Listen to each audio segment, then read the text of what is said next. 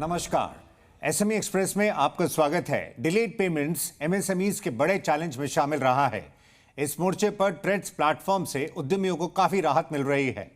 Trade receivables discounting system के बढ़ते दायरे को आज हम एनालाइज करेंगे और एमएसएमईज के लिए इसके मायनों पर फोकस करेंगे।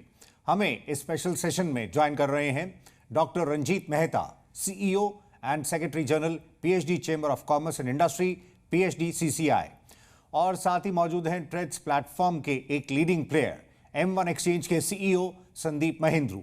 आप दोनों का शुक्रिया, थैंक यू। शुरुआत करते हैं डॉक्टर मेहता से। डॉक्टर मेहता, एमएसएमई मिनिस्ट्री के नवंबर 2024 के नोटिफिकेशन के तहत उन सभी कंपनीज को जो कंपनीज एक्ट के तहत रजिस्टर्ड हैं और जिनका टर्नओवर 250 करोड़ से ज्यादा है, उन्हें ट्रेड्स पर रजिस्टर करना है। साथ ही ये सभी सीपीएसईज पर भी लागू है। ऑनबोर्डिंग प्रक्रिया की आखिरी तारीख 31 मार्च 2025 है।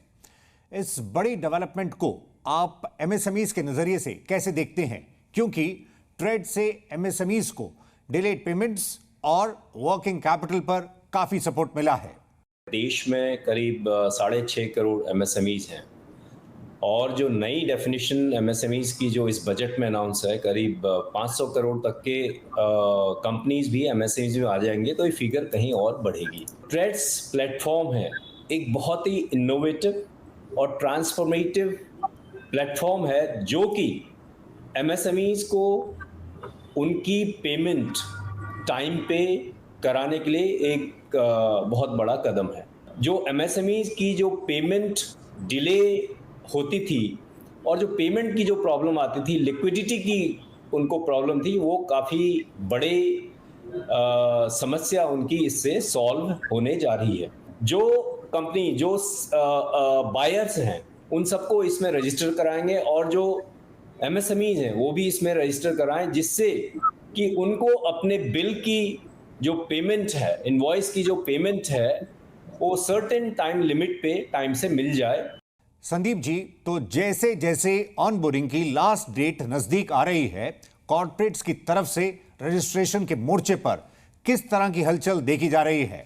आप आंकड़ों के माध्यम से इसे बता सकें। बिल्कुल, ये जो स्टेप लिया गया है गवर्नमेंट की तरफ से कि सारे कॉर्पोरेट कंपनीज को ट्रेड्स पे रजिस्टर करना है, जो 250 करोड़ से ऊपर जिनकी टर्नओवर है, टिल मार्च 2024 ट्रेड्स प्लेटफॉर्म पे अप्रॉक्सीमेटली 4,500 ऐसे कॉरपोरेट रजिस्टर्ड थे। अप्रैल 24 से लेके फरवरी 25 तक ये कॉरपोरेट 4,500 से 7,000 तक गए हैं। और जैसे जैसे ये मार्च की डेडलाइन पास आ रही है, द नंबर ऑफ कॉरपोरेट जो अपने आप को रजिस्टर कर रहे हैं वो बढ़ रहे हैं बहुत ही ज़्यादा तादाद में। एंड मेरे हिसाब से जब मार्च ख़त्म हो जाएगा तो नंबर ऑफ कॉरपोरेट जो रजिस्टर हो चुके होंगे वो कम से कम 9,000 से 10,000 कॉरपोरेट्स होंगे। सो इंडिया में कॉरपोरेट जो जिनकी अच्छी रेटिंग है, जिनके साथ जिनको क्रेडिट आज मिलता है, वो अप्रॉक्सीमेटली 250 करोड़ से जो ऊपर हैं वो अप्रॉक्सीमेटली 14,000 कॉरपोरेट्स हैं।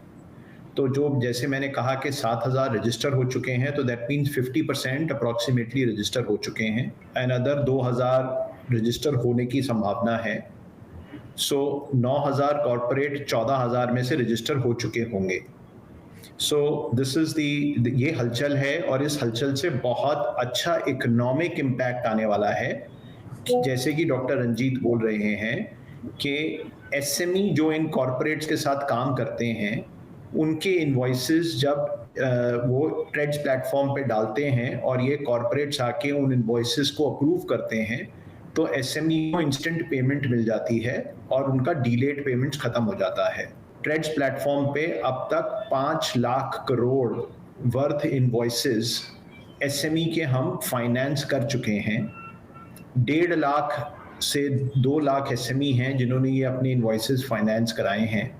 डॉक्टर मेहता, तो जैसे संदीप जी बता रहे हैं कि रजिस्ट्रेशन के लिए कॉर्पोरेट्स तेजी से आगे आ रहे हैं, यानी इस नोटिफिकेशन से काफी हद तक जो एलिजिबल बायर कंपनीज के पहले नॉन रजिस्ट्रेशन का इशू रहता था वो रिजॉल्व हो जाएगा। आपकी राय? इसमें क्या है, एक अवेयरनेस की बहुत ज़रूरत है। कई कॉर्पोरेट्स को, कई लोगों को, नंबर वन कि उनको अपने जो केवाईसी कराना पड़ता है या एक सर्टेन जो प्रोसेस फ्लो होता है उनका, उसमें चेंज लाना पड़ता है। वो सब करने के लिए उन्हें एक तो हमें उसको ईज़ी एक्सेस करना पड़ेगा, नंबर वन। केवाईसी को हमें बहुत स्मूथ करना पड़ेगा, नंबर टू। नंबर थ्री, इसमें सबसे ज़्यादा जो ज़रूरत है वो है अवेयरनेस प्रोग्राम्स की।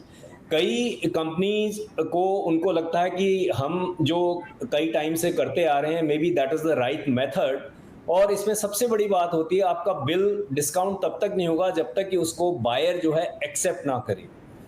तो ये कुछ ऐसी प्रॉब्लम्स हैं जिसको कि अगर ज़्यादा अवेयरनेस हमें करनी पड़े, और उनके जो बड़ी-बड़ी कंपनीज़ हैं, उनके ईआरपी सिस्टम के थ्रू उसको कैसे कनेक्ट किया जाए, और जो ट्रेड प्लेटफॉर्म है और जो कंपनीज़ के ईआरपी सिस्टम है, उनको एक एजुकेशनल प्रोग्राम, एक उसमें अवेयरनेस प्रोग्राम अगर किया जाएगा, तो ज़्यादा से ज़्यादा कंपनीज़ उसमें आएँगी। और उसमें जो ऐसी कई चीज़ें हैं जो कि कई बार क्या है, देखिए कोई भी चेंज आता है उसको एक्सेप्ट करना थोड़ा-सा मुश्किल होता है। और तो मैं समझता हूँ it is a part of that change management.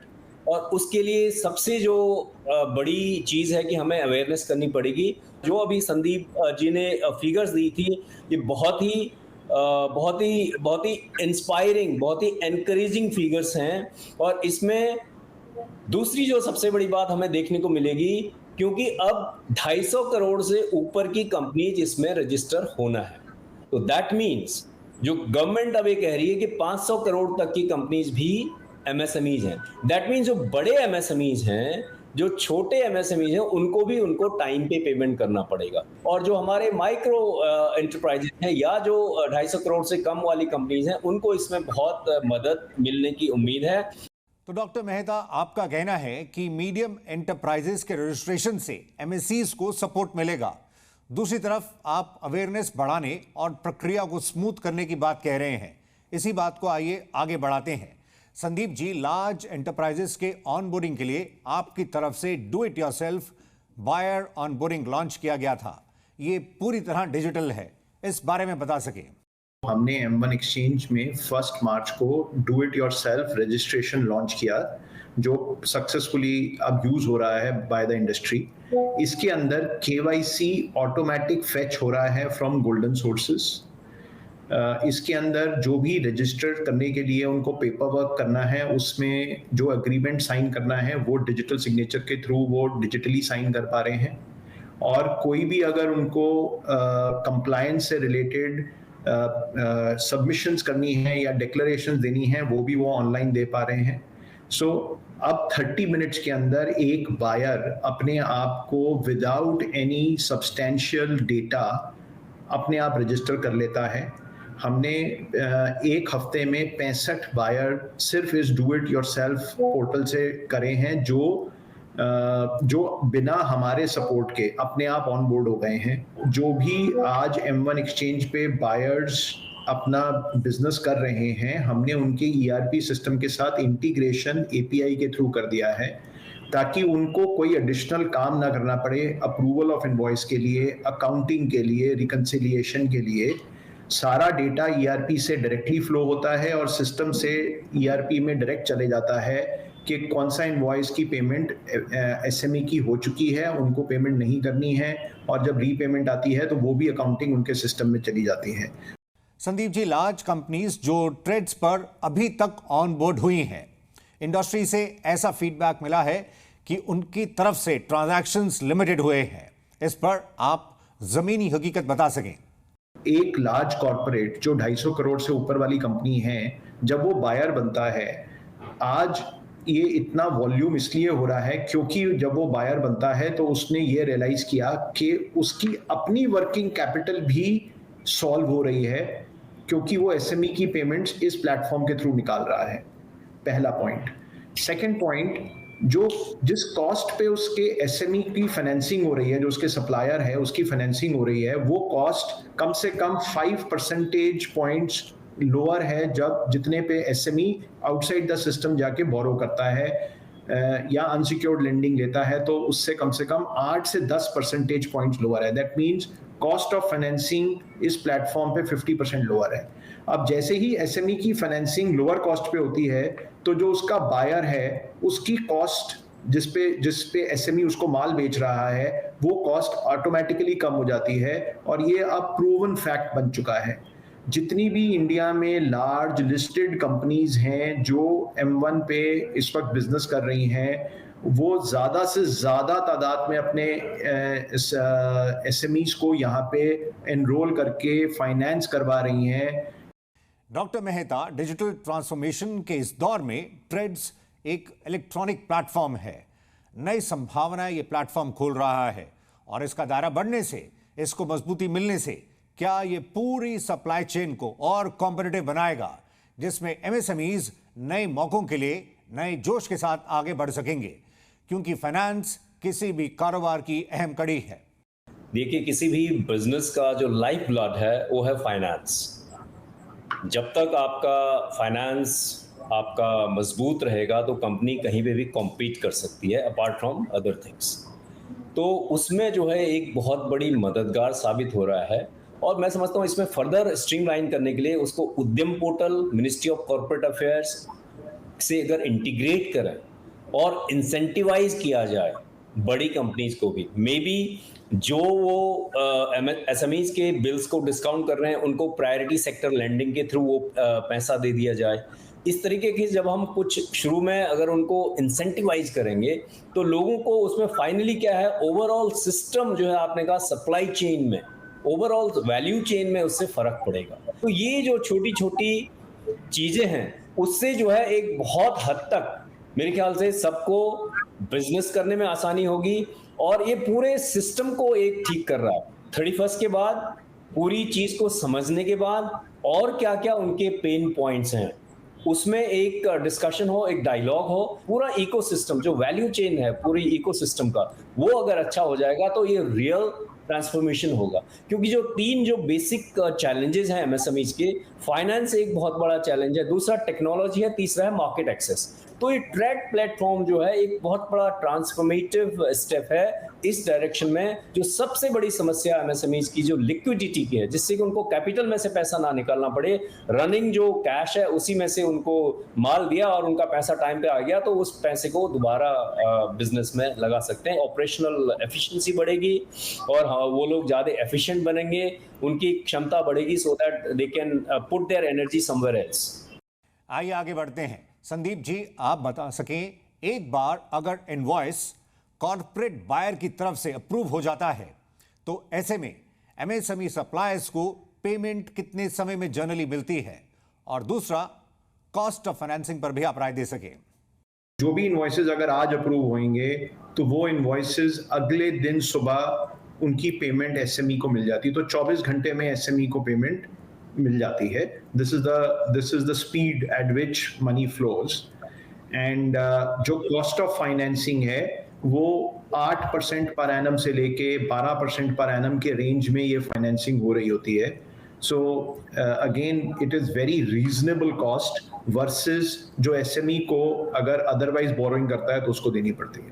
Sandeep ji, trades platform पर Tier 2, Tier 3 सिटीज से भी एमएसएमईज पार्टिसिपेट कर रहे हैं। डिजिटल की रीच और मौजूदा ट्रेंड्स पर आप नजरिया दे सकें। 2200 सिटीज से एसएमई लॉगिन करके अपने इनवॉइसेस कर रहे हैं। मतलब अगर मैं वैरायटी की बात करूं तो अंडमान निकोबार आइलैंड्स से 8 एसएमई हैं जो अपने इनवॉइसेस रेगुलर फाइनेंस कराते हैं, और ये देख के मुझे अच्छा लगता है कि हमारा कोई ब्रांच वहाँ नहीं है, हमारा कोई एडवर्टाइजमेंट वहाँ नहीं है, बट अंडमान जैसी जगह से जो बहुत दूर है हमारे नॉर्मल वर्किंग पार्लेंस में, इंडस्ट्री पार्लेंस में, वहाँ से भी 8 एसएमई अपने इनवॉइसेस फाइनेंस करा रहे हैं। तो इससे आपको पता लगेगा कि रीच, डिजिटल रीच इंडिया की कैसे सर्विस दे रही है डिफरेंट सिटीज में। एसएमई एक्सप्रेस में वक्त ब्रेक का है। ब्रेक के बाद delayed payments, special mention account, NPA का जोखिम और ट्रेड से राहत के गणित को समझेंगे। साथ ही बात होगी एक्सपोर्ट रिसीवेबल फाइनेंसिंग की। हम जल्द लौटते हैं।